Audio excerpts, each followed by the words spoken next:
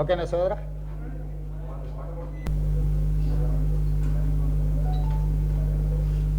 కొత్త సంవత్సరంలో తెలంగాణ రాష్ట్ర రాజకీయాలలో రోజుకొక వీధి భాగవతం. ఈ వీధి భాగవతాలలో ఇతర రాష్ట్రాలలో రాణించిన నటులను తెలంగాణ రాష్ట్రానికి తీసుకొచ్చి రంజింప బీజేపీ పార్టీ ఉన్నది. అదేవిధంగా సందట్లో సడేమియలాగా ఈ రాష్ట్ర ముఖ్యమంత్రి గారు కూడా తనదైన శైలిలో రాష్ట్రంలో జరుగుతున్న పరిణామాలను రాజకీయంగా టీఆర్ఎస్కు ఏ విధమైన ప్రయోజనం చేకూర్చుకోవాలో వారు ప్రయత్నం చేస్తూనే ఉన్నారు. ఈ అంశాలకు సంబంధించి మీడియా మిత్రులతో మాట్లాడడానికి పెద్దలు షబీర్ అలీ గారు, పొన్నం ప్రభాకర్ గారు, మల్లు రవి గారు, అంజన్ కుమార్ యాదవ్ గారు, మహేష్ గౌడ్ గారు, మహేశ్వర్ రెడ్డి మాజీ శాసనసభ్యులు మేమందరం కూడా తెలంగాణ ప్రజలకు రాష్ట్రంలో జరుగుతున్న పరిణామాల మీద కొంత వివరించాల్సిన బాధ్యత కాంగ్రెస్ పార్టీ మీద ఉన్నది. మీకందరికీ తెలుసు, కాంగ్రెస్ పార్టీ రాజకీయ ప్రయోజనాల కంటే తాత్కాలికమైన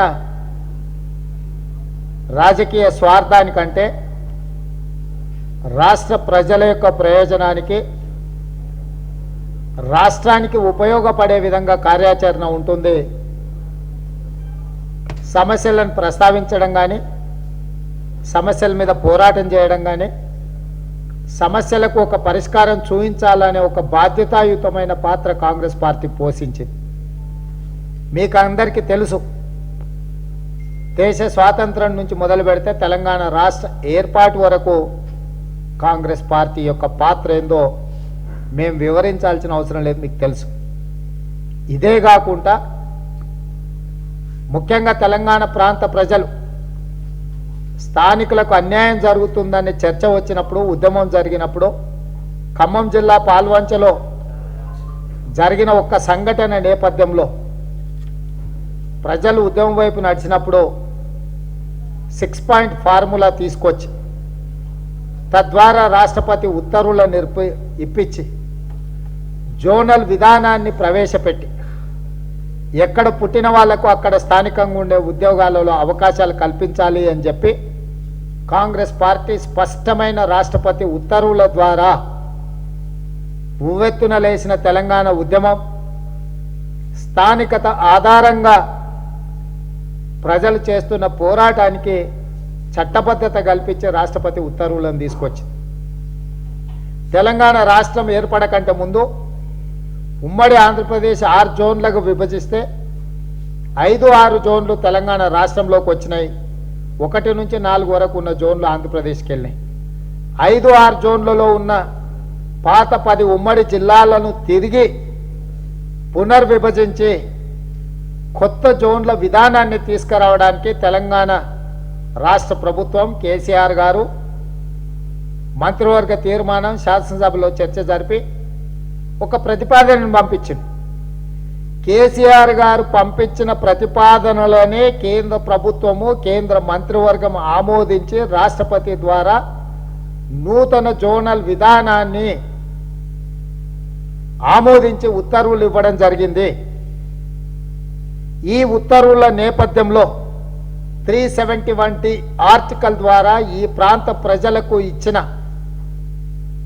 అనేక రకాలైన వెసులుబాట్లలో సంబంధించి రాష్ట్రపతి ఉత్తర్వుల ఆదేశాలకు లోబడి 317 జీవోను తెలంగాణ రాష్ట్ర ప్రభుత్వం తీసుకొచ్చింది. ఈ జీవో 317 ద్వారా అప్పటి వరకు ఐకమత్యంగా ఉన్న తెలంగాణ రాష్ట్ర ప్రభుత్వ ఉద్యోగులు దాదాపుగా 4 లక్షల మంది ఒకే ఆలోచనతో, ఒకే విధానంతో ప్రభుత్వ వ్యతిరేకతతో పనిచేస్తున్నారు.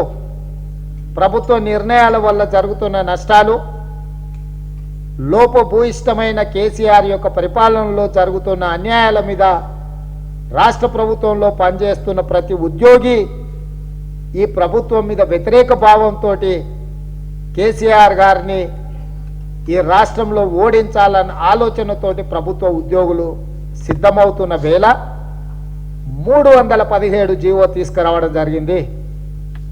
ఈ జీవో రాష్ట్రపతి ఉత్తర్వుల స్ఫూర్తికి విరుద్ధంగా ఉన్నదని చెప్పి లోకమంతా కోడే కూస్తున్నది.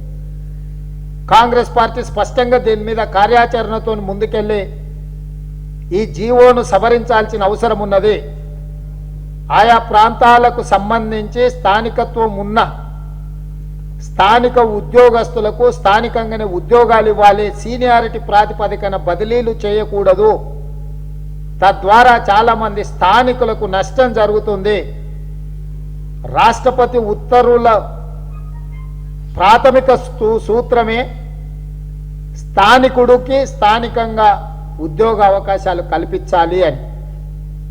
ఆ స్ఫూర్తికి విరుద్ధంగా 317 జీవో రాష్ట్ర ప్రభుత్వం తీసుకొచ్చింది కేసీఆర్ గారు. కేసీఆర్ గారికి రాష్ట్రపతి ఉత్తర్వుల పట్ల అవగాహన లేక కాదు, కేసీఆర్ గారికి విస్పష్టంగా అవగాహన ఉన్నది. కానీ రాష్ట్రపతి ఉత్తర్వుల ఆదేశాల మేరకు ఈనాడు ఉన్న ప్రభుత్వ ఉద్యోగుల బదిలీలు చేపడితే 100% ఈ ఉద్యోగస్తులు ప్రభుత్వానికి వ్యతిరేకంగానే పనిచేస్తారు, ప్రభుత్వాన్ని ఓడగొట్టడానికి దించడానికే పనిచేస్తారని కేసీఆర్కు తెలుసు. కాబట్టి 4 లక్షల ప్రభుత్వ ఉద్యోగులలో చిచ్చు పెట్టి చీలిక తీసుకొచ్చి కొంతమందిని టీఆర్ఎస్కి అనుకూలంగా కొంతమందిని టీఆర్ఎస్కి వ్యతిరేకంగా మార్చడం ద్వారా తనకంటూ ఒక వర్గాన్ని ఏర్పాటు చేసుకోవడానికి కేసీఆర్ గారు కుట్ర చేసి 317 జీవో తీసుకొచ్చిండు. సీనియర్లకు మొదటి అవకాశం ఇస్తాం, జూనియర్లను ఇతర ప్రాంతాలకు బదిలీ చేస్తాం అనడం ద్వారా సీనియర్ ప్రభుత్వ ఉద్యోగులందరినీ కూడా టీఆర్ఎస్కు అనుకూలంగా మలుచుకొని రాజకీయ ప్రయోజనం పొందడానికి కేసీఆర్ గారు ముందుకొచ్చిండ్రు. దీని వెనకాల స్పష్టంగా రాజకీయ వ్యూహం కేసీఆర్ గారికి ఉన్నది. రాజకీయ వ్యూహంలో భాగంగానే 317 జీవో తీసుకురావడం ద్వారా రాష్ట్రపతి ఉత్తర్వుల స్ఫూర్తికి విరుద్ధంగా స్థానికంగా ఉండే ఉద్యోగస్తులకు స్థానికంగా ఉద్యోగం ఇవ్వకుండా ఇతర జిల్లాలకు ఇతర ప్రాంతాలకు బదిలీ చేయడం ద్వారా ఉద్యోగుల చీలిక తీసుకొచ్చి అప్పటి వరకు 100% కేసీఆర్కు వ్యతిరేకంగా టీఆర్ఎస్ ప్రభుత్వానికి వ్యతిరేకంగా ఉన్న ఉద్యోగులలో చీలిక తీసుకొచ్చి సీనియర్ అనే ఉద్యోగులను వాళ్ళకు అడిగిన దగ్గర ఉద్యోగ అవకాశాలు కల్పించడం ద్వారా వాళ్ళ దగ్గర చీలిక తీసుకొచ్చి ఒక వర్గాన్ని ప్రభుత్వానికి అనుకూలంగా మలుచుకున్నారు. ఈ సందర్భంలో భారతీయ జనతా పార్టీ అధ్యక్షుడు పార్లమెంట్ సభ్యుడు బండి సంజయ్ గారు ఆయన క్యాంప్ ఆఫీస్లో జాగరణ దీక్ష చేస్తాడంట. క్యాంప్ ఆఫీస్ అనేది ఏందయ్యా? నథింగ్ బట్ ఎంపీ గారి ఇల్లే. ఎవరికైనా మంత్రికైనా ఎంపీకైనా ఎమ్మెల్యేకైనా క్యాంప్ ఆఫీస్ అనేది రెండవ విడిది. అలాంటి క్యాంప్ ఆఫీసులో బండి సంజయ్ గారు రాత్రి వండుకొని పొద్దుగాల లేచిపోతా అన్నాడు. ఆయన ఏదైతే దీక్ష అన్నాడో జాగరణ దీక్ష అని రాత్రి క్యాంప్ ఆఫీస్లో వచ్చి పండుకొని పొద్దుగాల లేచి ఇంటికి పోతా అన్నాడు. ఇదేదో ప్రపంచంలో ఎవడు ఎప్పుడు చెయ్యనంత గొప్ప దీక్షనో లేకపోతే పోరాటమో లేకపోతే దానికి ఏదో లేని గొప్పతనాలు రాష్ట్ర ప్రభుత్వం ఆపాదించి ఆయన క్యాంప్ ఆఫీస్లో ఉంటే దానికి కట్టర్లు వెల్డర్లు ఏంటంటో తెచ్చి ఒక అంతర్జాతీయ తీవ్రవాదిని అరెస్టు చేయడానికి వినియోగించినంత పోలీసు యంత్రాంగాన్ని సిబ్బందిని ఇవన్నిటిని ఉపయోగించి బండి సంజయ్ గారిని అక్కడి నుంచి తీసుకెళ్లి పోలీస్ స్టేషన్లో పెట్టిర్రు. కోవిడ్ నిబంధనలకు విరుద్ధంగా వారు దీక్ష చేస్తున్నారు కాబట్టి అరెస్ట్ చేసి జైలుకు పంపిస్తున్నామంటే హైకోర్టు నిబంధనల ప్రకారం అతన్ని రిమాండ్ చేయలేదు, ఇంటికి పంపుతున్నామని కోర్టు చెప్పింది. ఈ తతంగం అంతా 48 గంటలలో ముగిసిపోయింది. ఈ తతంగం 48 గంటలు ముగిసిన వారం రోజుల నుంచి రోజుకొక వీధి భాగవతాలు ఇతర రాష్ట్రాల నుంచి వస్తున్నారు. ఓ రోజు హేమంత్ బిశ్వాస్ వస్తాడు, ఓ రోజు శివరాజ్ సింగ్ చౌహాన్ వస్తాడు, ఇంకో రోజు ఇంకొక ఆయన వస్తాడు, ఇంకొక రోజు ఇంకొక ఆయన వస్తాడు.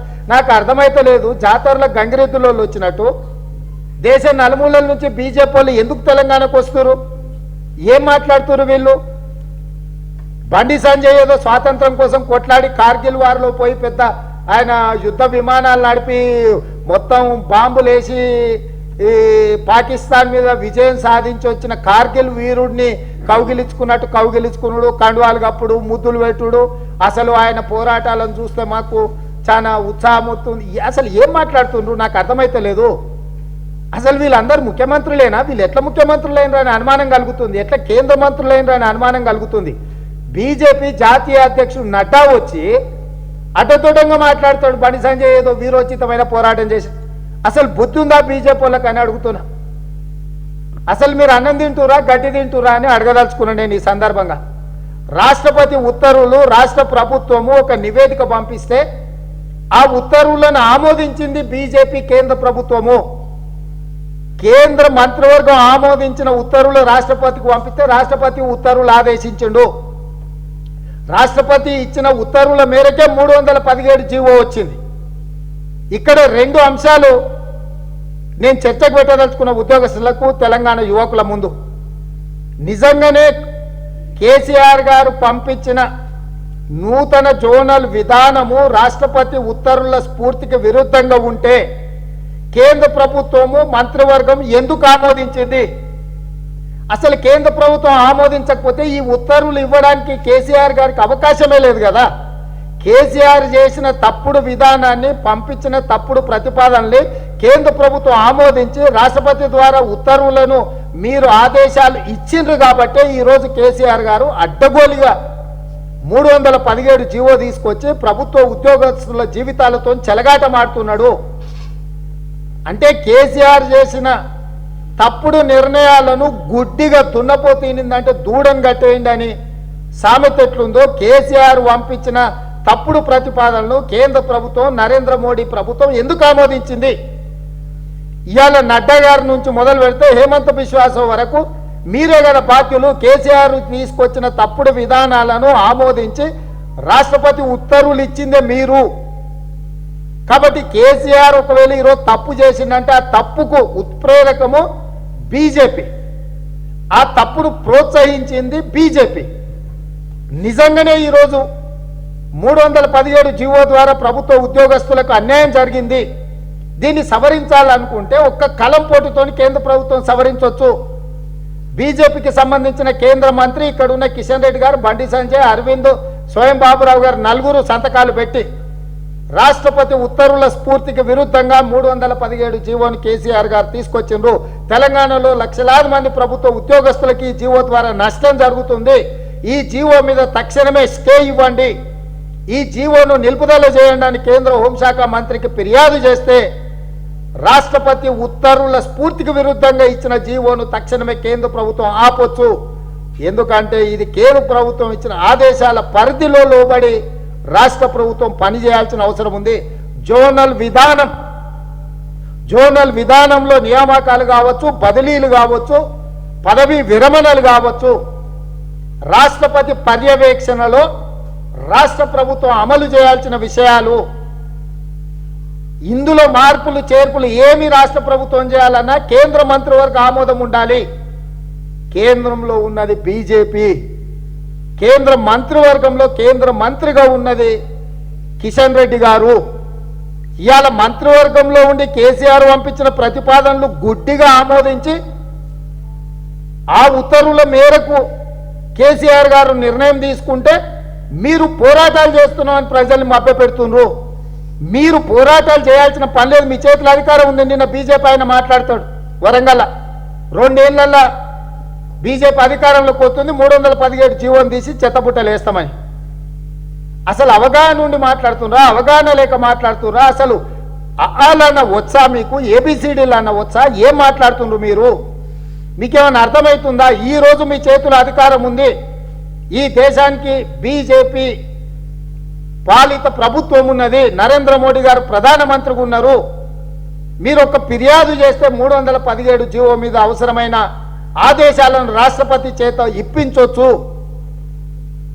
ఈ విధానం తప్పుడు విధానమైనప్పుడు కేంద్ర ప్రభుత్వం రాష్ట్రపతి గారికి నివేదిక ఇచ్చి లేదా ఈ ప్రాంతంలో ఉండే ఎంపీలు రాష్ట్రపతికి ఫిర్యాదు చేస్తే రాష్ట్రపతి గారు తక్షణమే కల్పించుకొని రాష్ట్రపతి ఉత్తర్వులకు తెలంగాణ ఉద్యమ స్ఫూర్తికి విరుద్ధంగా కేసీఆర్ గారు ఏవైతే నిర్ణయాలు చేసి 317 జీవో ఇచ్చిండో ఆ జీవోని అభయంచలో పెట్టే అధికారము రాష్ట్రపతి గారికి ఉన్నది.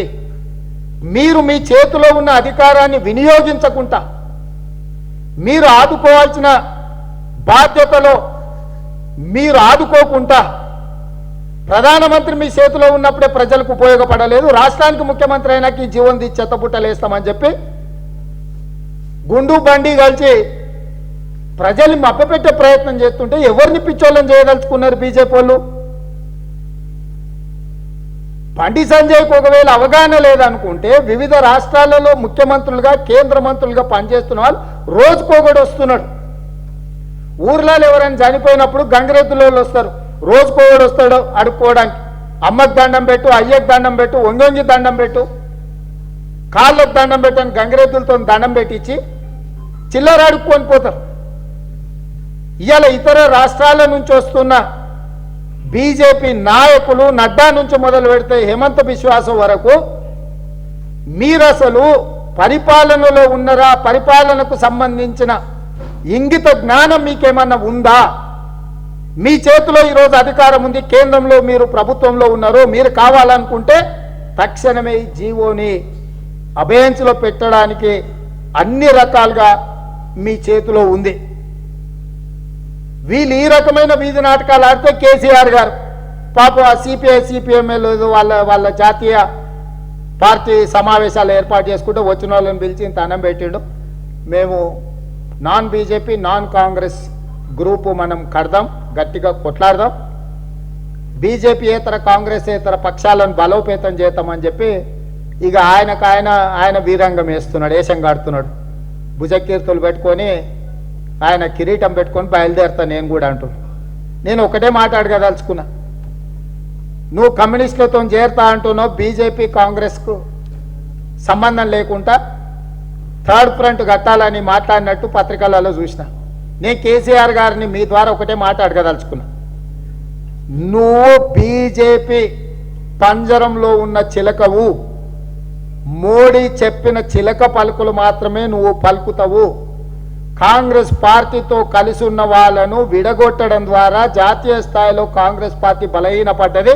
ఈ దేశానికి మోడీ నాయకత్వం ఒక్కటే శరణ్యం అనే రాజకీయ ఎజెండాను మోడీ గారు ఆదేశంతో కేసీఆర్ గారు మోసుకొని తిరుగుతుండ్రు.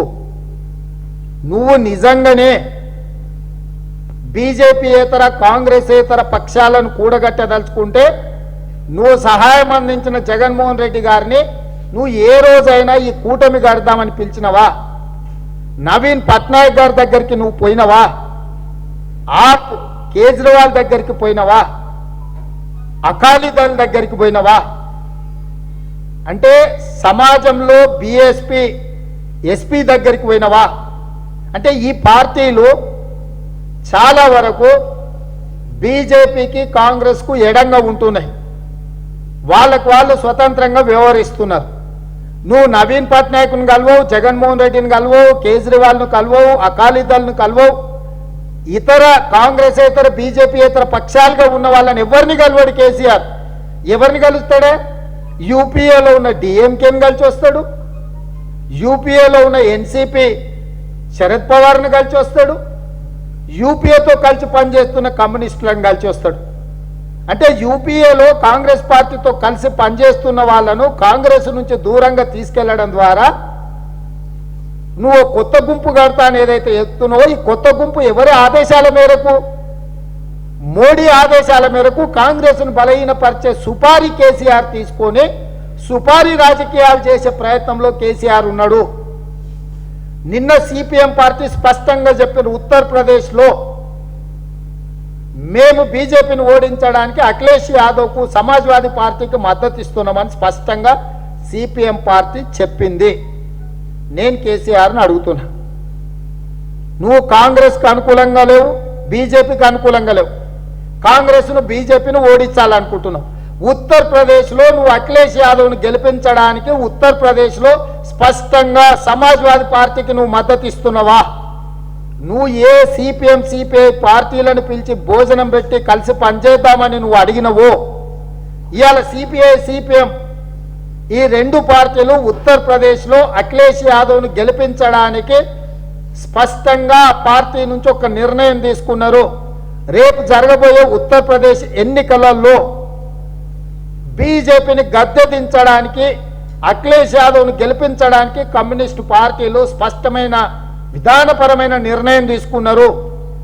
కేసీఆర్ అనేవాడు మోడీ చేతిలో మనిషే కాకపోతే, కేసీఆర్ అనేవాడు మోడీ షేర్వాణిలో గులాబీ పువ్వే కాకపోతే, కేసీఆర్ అనేవాడు మోడీ దగ్గర కట్టు బానిస కాకపోతే, కేసీఆర్ అనేవాడు మోడీ కనుసైగలతోటి కాంగ్రెస్ను బలహీనపరిచి పరోక్షంగా మోడీకి సహకరించేవాడే కాకపోతే, వచ్చే నెలలో జరగబోతున్న ఉత్తరప్రదేశ్ ఎన్నికలలో సమాజ్వాదీ పార్టీకి సంపూర్ణమైన మద్దతు ఇచ్చి ఉత్తరప్రదేశ్లో బీజేపీకి వ్యతిరేకంగా యోగిని దించడానికి, మోడీని ఓడించడానికి ప్రచారానికి సిద్ధంగా ఉన్నాడా అని చెప్పి ఈరోజు కాంగ్రెస్ పార్టీ అడుగుతుంది.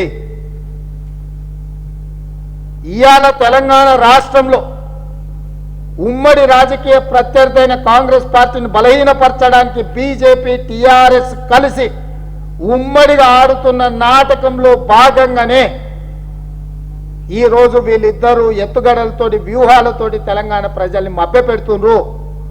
గతంలో కాంగ్రెస్ కమ్యూనిస్టులు అందరూ కలిసి జనజాగరణ అభియాన్ యాత్రలో భాగంగా ఈ తెలంగాణ రాష్ట్రంలో రైతు వ్యతిరేక చట్టాలు కావచ్చు, ఇతర నిత్యావసర వస్తువుల ధరలు పెంపు విషయంలో కావచ్చు, కమ్యూనిస్టు పార్టీలతో పాటు ఇతర రాజకీయ పార్టీలన్నిటిని కూడా పార్లమెంట్లో 18 బీజేపీయేతర రాజకీయ పార్టీలను కూడగట్టుకొని చేస్తున్న పోరాటంలో భాగంగా తెలంగాణ రాష్ట్రంలో కాంగ్రెస్ కమ్యూనిస్టులు అందరినీ కూడగట్టుకొని టీఆర్ఎస్ మీద మోడీ మీద పోరాటానికి ఒక కార్యాచరణ తీసుకున్నాం.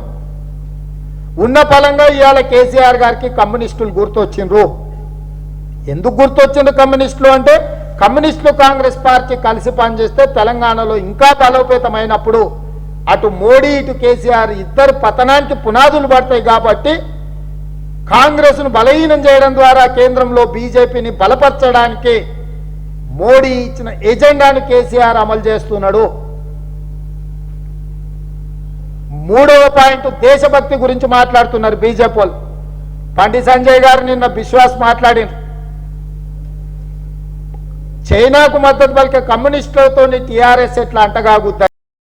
నేను ఒక మాట అడగదలుచుకున్నా, అయ్యా మీ దేశభక్తి నరేంద్ర మోడీ బండి సంజయ్ గారి దేశభక్తి ఎంతనయా అంటే నేతి బీరకాయలో నెయ్యి ఎంతనో మోడీ బండి సంజయ్ దేశభక్తి గంత. మీకు నిజంగానే దేశభక్తి ఉంటే statue of unity Sardar Vallabhbhai Patel విగ్రహం ప్రపంచంలోనే ఎత్తైన విగ్రహంగా పెట్టినాం గుజరాత్లో అని చెప్పుకోరు. కానీ ఏమాత్రం సిగ్గుపడారు బీజేపీ వాళ్ళు. ఆ విగ్రహాన్ని చైనాలో తయారు చేయించుకొచ్చారు. Made in India, make in India అని గొప్పలు చెప్పుకొని జబ్బలు జరుచుకునే భాజపా దేశానికి తెలంగాణ ప్రజలకు అత్యధికంగా అభిమానించే సర్దార్ వల్లభాయ్ పటేల్ విగ్రహము చైనాలో తయారై వచ్చి గుజరాత్లో పెట్టుకొని దానికి దండేసి దండం పెట్టి made in India, make in India అని గొప్పలు జబ్బలు జరుచుకుంటున్నారు. మీకు ఏ మాత్రం దేశభక్తి ఉన్నా సర్దార్ వల్లభాయ్ పటేల్ విగ్రహాన్ని ఈ దేశంలో తయారు చెయ్యలేని నిస్సహాయ స్థితిలో బీజేపీ ప్రభుత్వం ఉన్నది. అలాంటి మీరు దేశభక్తి గురించి మాట్లాడతారా? నెంబర్ 1. నెంబర్ 2, నిన్న ముఖ్యమంత్రి గారు ముచ్చింతలకు పోయిండు. ముచ్చింతలో పెద్ద ఎత్తున సమీక్షలు చేసి రామేశ్వరరావు గారి నాయకత్వంలో. ఏందో ఆ సమీక్షల సారాంశం అంటే, రామేశ్వరరావు గారి నాయకత్వంలో ముచ్చింతలలో నరేంద్ర మోడీ గారు వచ్చి రామానుజాచార్యుల విగ్రహాన్ని ఆవిష్కరించబోతున్నారు. దానికి సంబంధించిన ఏర్పాట్లు, భద్రతా విషయాలు, ఇతర విఐపీల యొక్క వసతుల గురించి రామేశ్వరరావు గారు సమీక్షిస్తే అందులో కేసీఆర్ గారు, హరీష్ రావు గారు, మంత్రి ప్రశాంత్ రెడ్డి గారు మొత్తం క్యాబినెట్ పోయి రామేశ్వరరావు గారి నేతృత్వంలో ఆయన ముచ్చింతల ఫామ్ హౌస్లో సమీక్షలో పాల్గొన్నారంటే ఇది సిగ్గుపడాల్సిన విషయమా కాదా? ఆ కార్యక్రమంలో నిజంగానే విఐపీలు, ప్రధానమంత్రులు, ముఖ్యమంత్రులు పాల్గొంటే సచివాలయంలో ముఖ్యమంత్రి గారు సమీక్ష చేయాలి. భద్రతా విషయాలకు సంబంధించి చీఫ్ సెక్రటరీ ఆఫీసులో సమీక్ష చేయాలి. మై హోమ్ బిల్డర్స్ ఆఫీసులో మై హోమ్ రామేశ్వరరావు నేతృత్వంలో ముఖ్యమంత్రి గారు సమీక్షలో పాల్గొన్నాడంటే ఎంత సిగ్గు తప్పిపోయినరో దీన్ని బట్టి అర్థం చేసుకోవచ్చు. ఇదే కాకుండా ఆ రామానుజాచార్యుల విగ్రహం కూడా చైనాలనే తయారైందా? 216 అడుగుల రామానుజాచార్యుల విగ్రహం ఏదైతే ముచ్చింతల ఏర్పాటు చేయబోతున్నారో ఆ విగ్రహం కూడా చైనాలనే తయారై ఇండియాకి ఇంపోర్ట్ అయింది. నేను సూటిగా బీజేపీ వాళ్ళని అడుగుతున్నా, మొన్న గల్వాన్ లోయలో మన సైనికుడు కల్నల్ సంతోష్ బాబు చనిపోయినప్పుడు చైనా మన సరిహద్దులు దాటి భారత భూభాగాన్ని ఆక్రమించుకున్నప్పుడు చైనాలో తయారైన 50 సెల్ ఫోన్లలో ఉండే యాప్లను నిషేధించి మా దేశభక్తి చూడండి, మేము చైనాలో తయారైన యాప్లను నిషేధిస్తున్నామని చెప్పి గొప్పగా చెప్పుకున్నాడు మోడీ. 50 యాప్లను నిషేధించి దేశభక్తి అని చెప్పుకున్న మోడీ గారిని బీజేపీ వాళ్ళని నేను అడుగుతున్నా, చైనాలో తయారైన రామానుజాచార్యుల విగ్రహాన్ని దేశభక్తుడైన మోడీ ప్రారంభోత్సవానికి వస్తాడా రాడా? వస్తే నువ్వు దేశభక్తుని కానే కాదు, నీ దేశంతో నీకు సంబంధమే లేదుగా, నువ్వు దేశభక్తి గురించి మాట్లాడొద్దుగా, నువ్వు వస్తే రా. నిజంగానే బీజేపీ వాళ్ళకు దేశభక్తి ఉంటే చైనాలో తయారైన రామానుజాచార్యుల విగ్రహావిష్కరణకు ముఖ్య అతిథిగా నరేంద్ర మోడీ ఎట్లొస్తాడు? ఈ దేశంలో సర్దార్ వల్లభాయ్ పటేల్ విగ్రహాన్ని తయారు చేయలేరు మీరు, ఈ దేశంలో రామానుజాచార్యుల విగ్రహాన్ని తయారు చేయలేరు మీరు. చైనా దేశంలో తయారై ఈ దేశానికి దిగుమతి చేసుకున్న విగ్రహాలను ప్రధానమంత్రిగా నరేంద్ర మోడీ ప్రారంభించుకుంటూ కాంగ్రెస్ పార్టీ దేశభక్తి గురించి శ్రీమతి ఇందిరాగాంధీ గారి గురించి మాట్లాడుతున్నారు. అసలు ఇందిరాగాంధీ గారి పేరెత్తడానికి హేమంత బిశ్వాసోకి 1% అనే అర్హత ఉందా? నీ బ్రతుకు, నీ జీవితము, నీ రాజకీయ ఎదుగుదల కాంగ్రెస్ పార్టీ. నిన్నగాక మొన్న బీజేపీకి అమ్ముడు పోయి అస్సాంకు ముఖ్యమంత్రి అయ్యి ఇందిరాగాంధీ గారికి పట్టిన గతి కేసీఆర్కు పడుతుందని పోలుస్తావా? నక్కకు నాగలోకానికి ఉన్నంత తేడా ఉంది కేసీఆర్కు శ్రీమతి ఇందిరాగాంధీ గారికి. ఇందిరాగాంధీ గారితో కేసీఆర్ను పోల్చడం ద్వారా హేమంత బిశ్వాసు క్షమించరాని నేరం చేసిండు. పూర్తిగా బీజేపీ వాళ్ళు సిగ్గు తప్పిపోయినరు. ఇందిరాగాంధీ గారి పేరు ఎత్తడానికి మీకు అర్హత లేదు. 50 సంవత్సరాల క్రితం 1971లో శ్రీమతి ఇందిరాగాంధీ గారు పూర్తి స్థాయిలో పాకిస్తాన్ మీద యుద్ధం ప్రకటించి ఆ దేశాన్ని ఓడించిన ఉక్కు మహిళ. ఇప్పటి వరకు స్వాతంత్రం వచ్చినప్పటి నుంచి 75 సంవత్సరాల సంపూర్ణంగా యుద్ధం ప్రకటించి ఆ యుద్ధంలో గెలిపించిన మహిళ. ఈ దేశం పూర్తి స్థాయిలో యుద్ధం ప్రకటించింది 1971లో పాకిస్తాన్ మీద యుద్ధం ప్రకటించి పాకిస్తాన్ ఓడించి బంగ్లాదేశ్ దేశ ఏర్పాటుకు శ్రీమతి ఇందిరాగాంధీ గారు కారణము. శ్రీమతి ఇందిరాగాంధీ గారి యొక్క నాయకత్వ లక్షణానికి ప్రతీక బంగ్లాదేశం అనే ఒక దేశ ఏర్పాటు. అలాంటి పాకిస్తాన్ మెడలు వంచి బంగ్లాదేశ్ అనే దేశాన్ని 50 సంవత్సరాల క్రితం ఏర్పాటు చేసిన శ్రీమతి ఇందిరాగాంధీ గారిని అవమానించినట్టు బీజేపీ సన్నాసులు మాట్లాడుతుంటే అసలు ఈ దేశ భక్తులకు ఎంత బాధ కలుగుతుందో ఆలోచన చేయండి. చైనా విగ్రహాలను ప్రారంభించి make in India, made in India అని స్లోగన్లు ఇచ్చుకునే మీకు శ్రీమతి ఇందిరాగాంధీ గారి పేరెత్తే అర్హతనన్న ఉందా? కాబట్టి ఇవాళ కాంగ్రెస్ పార్టీ 3 అంశాల మీద స్పష్టత ఇవ్వదలుచుకున్నది. ఒకటి, 317 జీవో రాష్ట్రపతి ఉత్తర్వుల స్ఫూర్తికి విరుద్ధంగా ఉన్నది. దీన్ని ఆపడానికి కేంద్ర ప్రభుత్వం చేతిలో సంపూర్ణమైన అధికారం ఉంది.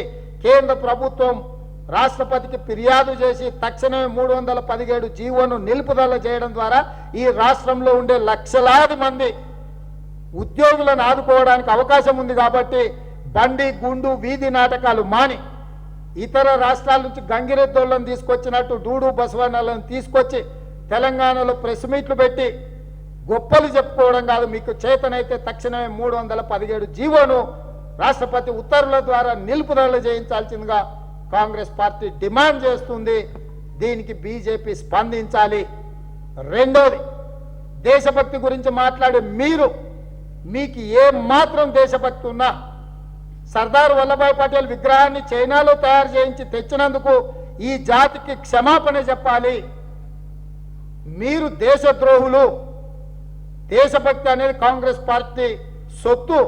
స్వతంత్ర పోరాటంలో మీరు చెంతగారు కదా, కనీసం మీ బీజేపీ వారసులకు కుక్క పిల్ల కూడా చావలే.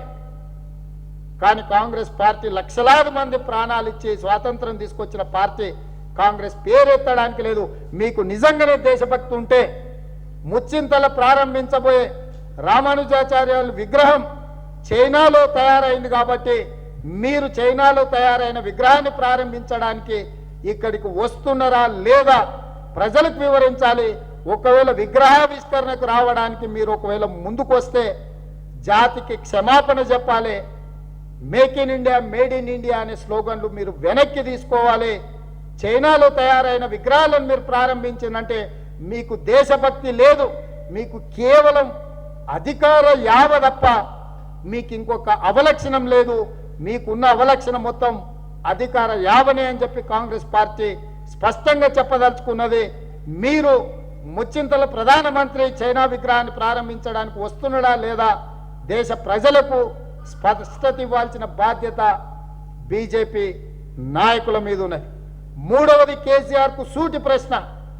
నువ్వు బీజేపీ ఏతర కాంగ్రెస్ ఏతర కూటమి కట్టాలి, థర్డ్ ఫ్రంట్ ఉండాలి, మనం కొట్లాడాలని ఏ కమ్యూనిస్టులనైతే నువ్వు ఇంటికి పిలిచి మాట్లాడుకున్నావో, ఏ కమ్యూనిస్టులతోనైతే నువ్వు చర్చ చేసినవో, ఈ చర్చల సారాంశం థర్డ్ ఫ్రంట్ కొనసాగింపు నిజమైతే, బీజేపీకి వ్యతిరేకంగా నువ్వు కొట్లాడుతున్నది మోడీ మీద నువ్వు ప్రకటించింది నిజమైన యుద్ధమే అయితే, మోడీ చేతిలో కీలు బొమ్మవు కావు, కట్టు బానిసవు కావు అని తెలంగాణ సమాజం భావించాలంటే ఉత్తరప్రదేశ్లో జరగబోతున్న ఎన్నికలలో కమ్యూనిస్టులు ఏ విధంగా అయితే అఖిలేష్ యాదవ్కు సంపూర్ణమైన మద్దతు ఇచ్చి బీజేపీని యోగిని ఓడించాలనుకుంటున్నారో కేసీఆర్ గారు స్పష్టంగా ప్రజలకు జవాబు చెప్పాలి. 5 రాష్ట్రాలలో జరగబోతున్న ఎన్నికలలో బీజేపీని ఓడించమనే విధానం ద్వారా దేశ ప్రజలకు పిలిపించి జరగబోతున్న 5 రాష్ట్రాలలో ఎన్నికలలో మోడీ నాయకత్వానికి బీజేపీ పార్టీకి వ్యతిరేకంగా నువ్వు పాల్గొనాలి, నువ్వు బీజేపీని ఓడించాలి. అప్పుడే నిన్ను తెలంగాణ ప్రజలు నమ్ముతారు. లేకపోతే బీజేపీ టీఆర్ఎస్ కలిసి ఉమ్మడి ప్రత్యర్థి అయిన కాంగ్రెస్ పార్టీని బలహీనం చేయడానికి రాజకీయపరమైన ఎత్తుగడతోటి మాత్రమే వ్యవహరిస్తున్నారు. రాష్ట్ర ప్రజల్ని అప్రమత్తంగా ఉండాల్సిందిగా కాంగ్రెస్ పార్టీ కోరుకుంటుంది. ఎందుకు అని అంటే వాళ్ళు ఈ మధ్యలో ఒక ఆయన రాజకీయ వ్యూహకర్తను పెట్టుకున్నారు, సునీల్. సరే, సునీల్ భాగవతం కూడా అయిపోయి ఇంకొక ఆయనను తెచ్చుకుంటామంటారు, అది వేరే సంగతి. సునీల్ చెప్పిండు టీఆర్ఎస్ కాంగ్రెస్కు వేరే వేరే ఓట్లు లేవు, రెండు ఒకటే. బీజేపీకి మాత్రం ఓటింగ్ ప్యాటర్న్ వేరు ఉంటుందని. ఏందే దాని విశ్లేషణ అంటే, ఉద్యమకారులు కానీ, లెఫ్ట్ ఐడియాలజీ ఉన్నోళ్ళు కానీ, దళితులు, గిరిజనులు, క్రిస్టియన్లు, ముస్లిం మైనారిటీలు, వీళ్ళందరూ మెజారిటీ టీఆర్ఎస్ ఓట్లు వేసిరు మన గెలవడానికి. టీఆర్ఎస్ మీద వ్యతిరేకత వస్తే ఈ సెక్షన్స్ అన్ని మూకుమ్మడిగా కాంగ్రెస్ పార్టీకి ఓటేస్తాయి. వీళ్ళు పోయి బీజేపీకి అయ్యారు. బీజేపీకి ఓటేస్తాడు Hindu ideology, upper middle class వాడో లేకపోతే హిందుత్వ భావజాలం ఉన్నోడే బీజేపీకి వేస్తాడు. ఈ లెఫ్ట్ ఐడియాలజీ ఉన్నోళ్ళు, ఎస్సీ ఎస్టీ మైనారిటీ, అదేవిధంగా ఈ ఉద్యమాల నుంచి వచ్చిన వాళ్ళు బీజేపీకి ఓటేయరు. మీరు బలహీనపడుతున్నారు. మీరు బలహీనపడ్డ ప్రతి ఓటు కాంగ్రెస్ పార్టీకి పోతుంది. సో దీన్ని నిలువరించాలంటే మీరు బీజేపీని వ్యతిరేకించినట్టు కనిపించాలి. దాంతో బీజేపీ మీద బలంగా టీఆర్ఎస్ కొట్లాడుతుంది కాబట్టి బీజేపీని నిలువరించాలంటే టీఆర్ఎస్ఏ మళ్ళీ గెలవాలి అన్న ఒక రాజకీయ ఎత్తుగడలో కేసీఆర్ ఇట్లాంటి అతి తెలివితేటలు ప్రదర్శిస్తుండు. ఇవాళ ప్రభుత్వం మీద ఉన్న వ్యతిరేకంగా ఉన్న ఈ ఎస్సీ ఎస్టీ బీసీ మైనారిటీ ఉద్యమకారులు లెఫ్ట్ ఐడియాలజీ ఉన్న ఓట్లు కాంగ్రెస్కు గంపగుత్తగా బదిలీ కాకుండా ఆపాలి అని అంటే టీఆర్ఎస్ బీజేపీ కొట్లాడుకున్నట్టు ఆర్టిఫిషియల్ కృత్రిమమైన పోరాటాన్ని సృష్టించాలి. ఎందుకంటే టీఆర్ఎస్ బీజేపీతో కలిసిందంటే ఈ ఓటు మొత్తం కాంగ్రెస్కు బదిలీ అయింది. ప్రజలకు స్పష్టత ఉంది. 7.5 ఏళ్లలో మోడీ కేసీఆర్ కలిసి ఎన్ని దురాగతాలు చేసిండ్రో. కాబట్టి ప్రజలు ఇప్పుడు టీఆర్ఎస్ నుంచి దూరమై కాంగ్రెస్ వైపు వస్తున్నారు. కాబట్టి ఈ ఓట్లను నిలువరించాలి అని అంటే బీజేపీతో కొట్లాడినట్టు నాటకం ఆడాలి అని చెప్పి ఆ రాజకీయ వ్యూహకర్త బోడిసాలా ఇచ్చిండని ఈ నాయకుడు ఈయన ఇంకా బయలుదేరింది. ఇట్లాంటివి అంటే తెలంగాణ ప్రజలకు తెలివే లేదు. ఇక కేసీఆర్ అతి తెలివితేటలు ఆ వచ్చినాయన బోడి సలహాలను కలిపి తెలంగాణ రాజకీయాలంతా మలుపు తిప్పి మూడోసారి ఆయన కొడుకునేదో చేసుకోవాలని అతి తెలివితేటలు ప్రదర్శిస్తుండు. ఇవన్నీ కూడా తెలంగాణ ప్రజలు గమనించాల్సిందిగా కాంగ్రెస్ పార్టీ కోరుకుంటుంది.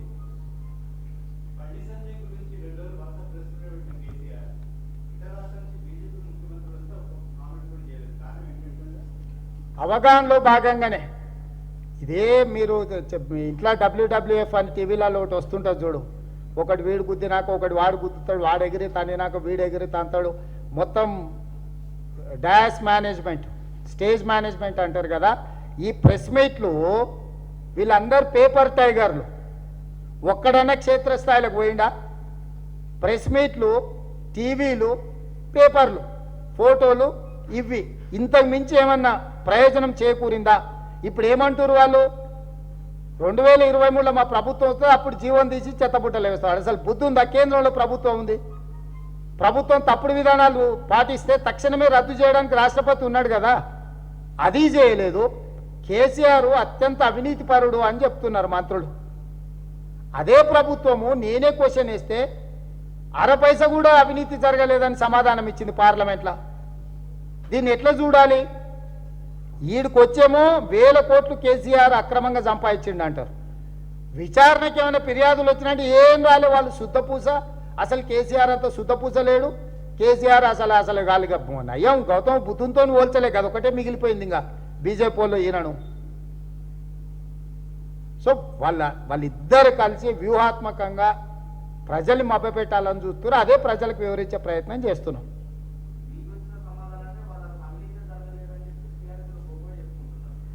నేను అనేది అదే, నేను ఎగ్జాక్ట్గా అదే అడుగుతున్నా. వాళ్ళిద్దరు కుమ్ముక్కులో భాగంగానే అందులో అవినీతి జరగలేదని కేంద్ర ప్రభుత్వం సమాధానం ఇచ్చింది.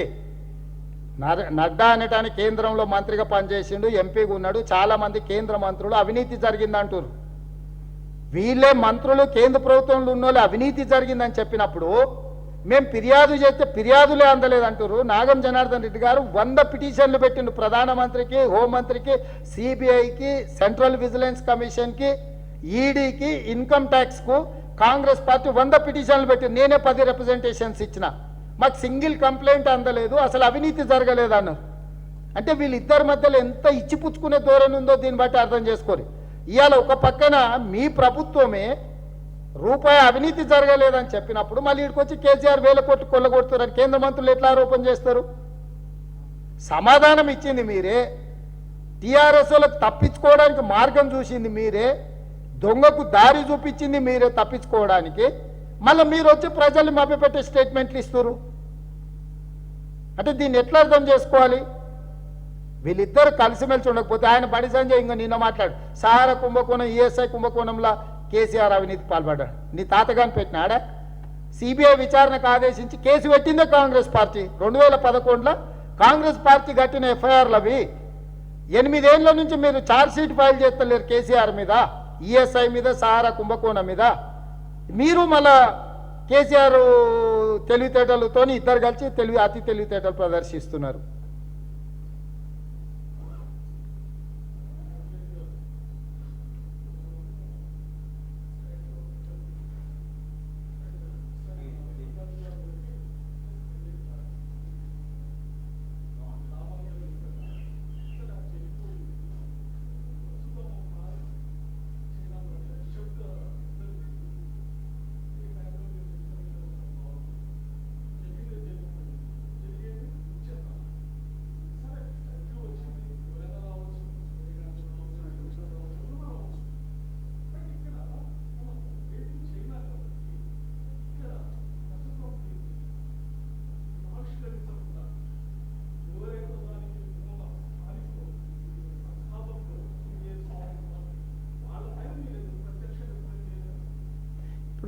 చిన్నజీయర్ స్వామి అనే వాళ్ళు లేకపోతే దానికి సంబంధించిన వాళ్ళు ఒక ఎన్జిఓ ఆర్గనైజేషన్ అలాంటి వాళ్ళు.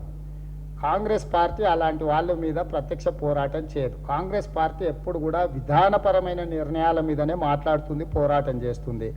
ఇక్కడ నరేంద్ర మోడీ గారు బీజేపీ వాళ్ళు పదే పదే దేశభక్తి గురించి మాట్లాడుతున్నారు, లేకపోతే ఈ దేశంలో తయారు చేసే ఉత్పత్తులనే వినియోగించాలని చెప్తున్నారు. కానీ వాళ్ళు గొప్పగా చెప్పుకున్న గుజరాత్లో పెట్టిన వల్లభాయ్ పటేల్ విగ్రహము చైనా నుంచే తయారై ఇంపోర్ట్ చేసుకున్నారు. ఇక్కడ రేపు పెట్టబోతున్న ప్రారంభించబోతున్న విగ్రహం కూడా చైనాలోనే తయారై ఇంపోర్ట్ చేసుకున్నారు.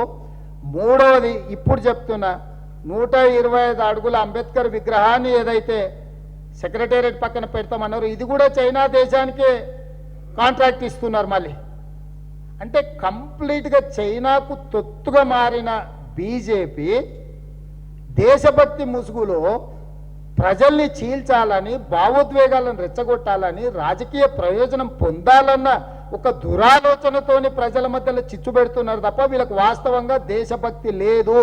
వీళ్ళు దేశభక్తులు కారు. స్వతంత్ర పోరాటంలో వీళ్ళకి భాగస్వామ్యం లేదు. వీళ్ళకి అనా పైస కూడా ఈ దేశంతోని సంబంధం లేదు. ఈ దేశంలో అప్పనంగా అధికారంలోకి వచ్చి అధికారాన్ని చెలాయిస్తున్న అధికారాన్ని ప్రజల మధ్యలో చిచ్చు పెట్టడం ద్వారా, విభజించడం ద్వారా పదిలం చేసుకోవాలనే ప్రయత్నం చేస్తున్నారు. ఇది ఒక కుట్ర.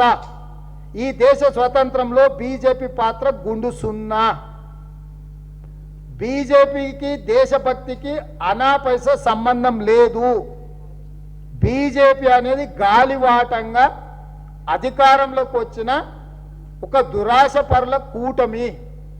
ఈ దురాశపరుల కూటమి శ్రీమతి ఇందిరాగాంధీ గారి గురించి, కాంగ్రెస్ పార్టీ గురించి, దేశభక్తి గురించి మాట్లాడుతుంటే నవ్వాలనో ఏడవాలనో మాకు అర్థమైతలేదు. అందుకే ఈ దేశ ప్రజలకి, రాష్ట్ర ప్రజలకు వివరించి చెప్పదలుచుకున్నాము. తాడు బొంగరం లేని బీజేపీ పార్టీ దేశభక్తి పార్టీ కాదు. దేశాన్ని విభజించి రాజకీయ ప్రయోజనం పొందడానికి ఉపయోగపడే ఒక ఎఫెక్టివ్ స్లోగన్స్లే make in India, made in India అని గొప్ప స్లోగన్లు తీసుకొని దాన్ని పెద్ద ఎత్తున ప్రచారం కల్పించుకున్న బీజేపీ, నేను అడిగేది ఒకటే, వల్లభాయ్ పటేల్ విగ్రహాన్ని తయారు చేయించలేనంత దీన స్థితిలో నరేంద్ర మోడీ నాయకత్వం ఉందని అంటే ఇంతకంటే సిగ్గుపడాల్సింది ఇండియా గేట్ దగ్గర ముక్కు నేలకు రాయాలి ఈ దేశ ప్రధానమంత్రి. మళ్ళీ ఇప్పుడు దేశభక్తి గురించి నిన్నమన్నంత వరుసగా దేశభక్తి గురించి మాట్లాడుతారు. వచ్చే నెలలో మరి రామానుజాచార్యుల విగ్రహం చైనాలో తయారై వచ్చింది. దాని ముందర మొక్కరిల్లు నమస్కారం పెడతాడో లేదో చూద్దాం మోడీ. అంటే వీళ్ళు చెప్పేదానికి పాటించేదానికి అనా పైసా సంబంధం లేదని దేశ ప్రజలకు వివరించదలుచుకున్నాం. కాంగ్రెస్ పార్టీ మా హక్కు స్వతంత్రం. ఈ దేశం యొక్క స్వతంత్రం కాంగ్రెస్ పార్టీ యొక్క త్యాగాల ఫలితం. స్వతంత్రం వచ్చిన తర్వాత ఈ దేశాన్ని కలిసికట్టుగా ఉంచడానికి శ్రీమతి ఇందిరాగాంధీ గారు ప్రాణాలు ఇచ్చారు, శ్రీ రాజీవ్ గాంధీ గారు ప్రాణాలు ఇచ్చారు, మహాత్మా గాంధీ గారు ప్రాణాలు ఇచ్చారు స్వతంత్రం వచ్చిన తర్వాత. ఇది కాంగ్రెస్ పార్టీ చరిత్ర. బీజేపీ నాయకులు కాదు, కనీసం వాళ్ళు పెంచుకున్న కుక్కలైన విశ్వాసంగా ఈ దేశం కోసం ప్రాణాలు వదిలిన ఒక్క ఉదాహరణ చెప్పండి అని అడుగుతున్నాం మేము. సో వాళ్ళకి దేశభక్తి లేదు. దేశమన్నా విభజన అన్న అధికారమే వాళ్ళకు. విభజించడం ద్వారా అధికారాన్ని పదిలం చేసుకోవాలనే కుట్ర బీజేపీ చేస్తే ఆ విభజించే అధికారాన్ని పదిలం చేసుకునే దానికి కేసీఆర్ సహకరిస్తున్నారు. వీళ్ళిద్దరు తోడు దొంగలు. ఈ తోడు దొంగల మాయలో తెలంగాణ ప్రజలు పడొద్దనేదే కాంగ్రెస్ పార్టీ విజ్ఞప్తి.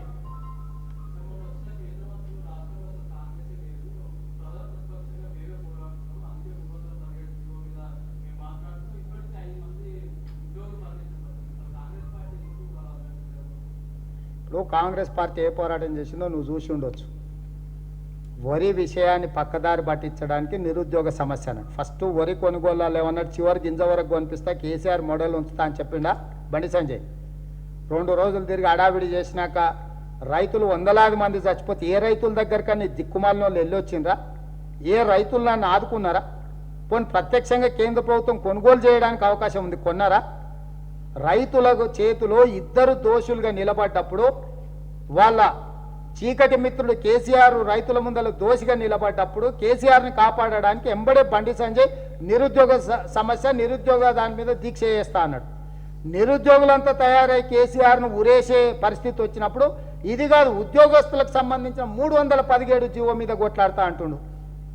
ఏది కూడా నీ చేతుల అధికారం ఉంది. కేసీఆర్ అవినీతి జైలుకు పంపిస్తా అన్నాడు. కేసీఆర్ అవినీతి మీద ఎన్ని రోజులు ఆగాలి? నేను ఇప్పుడు కూడా అడుగుతున్నా, నువ్వు కట్ ఆఫ్ డేట్ చెప్పు. ఏ డేట్ లోపల కేసీఆర్ జైలుకు పంపిస్తావో చెప్పు.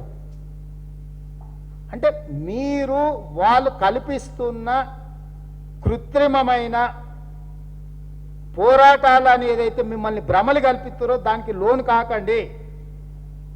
రైతుల విషయంలో కొట్లాడింది కాంగ్రెస్, దళిత గిరిజన దండోర పేరు మీద దళిత బంధు కోసం కొట్లాడింది కాంగ్రెస్, వరి దీక్షల పేరు మీద ఒడ్ల కొనుగోలు కోసం కొట్లాడింది కాంగ్రెస్, విద్యార్థి నిరుద్యోగ సైరన్ పేరు మీద జిల్లాలలో అన్ని జిల్లాలలో నిరుద్యోగుల కోసం కొట్లాడింది కాంగ్రెస్, 317 జీవో మీద కొట్లాడింది కాంగ్రెస్. ఇప్పటి వరకు దాని మీద ఫైట్ చేస్తున్నది మేము.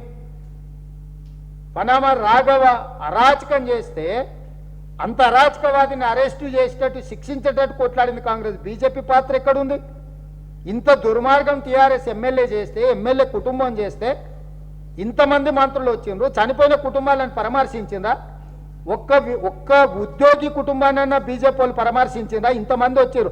బండి సంజయ్ గుండెకి ఏమైందే? గీత కూడా వాళ్ళే. గుండుకు అరగుండుకు కనీసం బొక్కనైనా పడ్డదా, చిల్లైనా పడ్డదా? ఇంతమంది వచ్చి బండి సంజయ్ని పరామర్శిస్తున్నారు. నిజంగానే ఈ ఉద్యోగస్తులను కాపాడే ఉద్దేశం, ఉద్యోగస్తుల పట్ల ప్రేమ ఉంటే ఇంతమంది ఉద్యోగస్తులు చచ్చిపోయినరు. ఇంతమంది కేంద్ర మంత్రులు, ముఖ్యమంత్రులు వచ్చింది కదా, ఉద్యోగస్తుల కుటుంబాలను పరామర్శించిందా? కేంద్ర మంత్రి, ప్రధానమంత్రి నిధుల నుంచి ఏమన్నా కుటుంబాలను ఆదుకోవడానికి ఏమన్నా రూపాయి సహాయం చేసిందా? ఇంత బాధ్యతారహితంగా వ్యవహరించే కేంద్ర ప్రభుత్వాన్ని మేము ఇప్పటి వరకు చూడలే. సో ఇదంతా నాటకంలో భాగం. కాబట్టి ఏదైనా ప్రజల కోసం కొట్లాడేది కాంగ్రెస్ పార్టీ, కొట్లాడింది కాంగ్రెస్ పార్టీ, భవిష్యత్తులో కొట్లాడేది కాంగ్రెస్ పార్టీ. ఈ వీధి నాటకాలు కట్టిపెట్టమని మేము సూచన చేస్తున్నాము. ఏమొచ్చి ఏమైందనే బండి సంజయ్కి? రాత్రి పోయిండు, పండుకున్నాడు. మా పొన్నమని క్లియర్గా చెప్పిండు, మా అన్ననే ప్రెస్ పెట్టి. రాత్రి పోయిండు, క్యాంప్ ఆఫీస్లో వండుకొని పొద్దుగాల ఇంటికి పోదాం అనుకున్నాడు. ఇంట్లో ఏం పంచాయతీ ఉందో రాత్రి ఆడ వండుకొని పొద్దుగాల పోదాం అనుకోండు. ఏందుందో దాంట్లో ఏందుంది? ఆయన త్యాగం ఏంది? ఆయన పోరాటం ఏంది? ఏమైంది? ఆయన గుండుకు ఏమనైందా? పండికేం కాలే, గుండుకేం కాలే. దాన్ని గుండు కింద గోడ కింద కొట్టుకోనికి ప్రయత్నం చేస్తే కూడా కనీసం చిల్లు కూడా పడలే.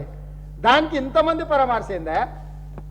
ఎవడో వెనకటికి సామెత చెప్పారు చూడు, లావు మొనగాళ్ళు ఆడాయిపోతే వెనకాల ముగ్గురు నూకుడు మొనగాళ్ళని. ఎవడో వీళ్ళు అందరూ ఏం సంబంధమై తెలంగాణతో వీళ్ళందరికీ? ఆ రమణ్ సింగ్కు, బిశ్వాస్కు, చౌహాన్కు, ఇంకెవడెవడెవడెవడో వస్తుండు. ఎవడు వీళ్ళంతా?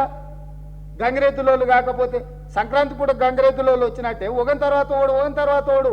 ఇక సంక్రాంతి పండుగ వస్తుంది, ఇంకా వీళ్ళు పోగానే మళ్ళీ గంగిరెద్దులు స్టార్ట్ అవుతాయి. గంగిరెద్దుల కంటే ముందు గంగిరెద్దులోళ్ళు వచ్చారు.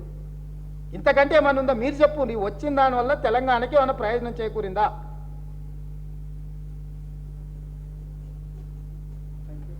Thank you.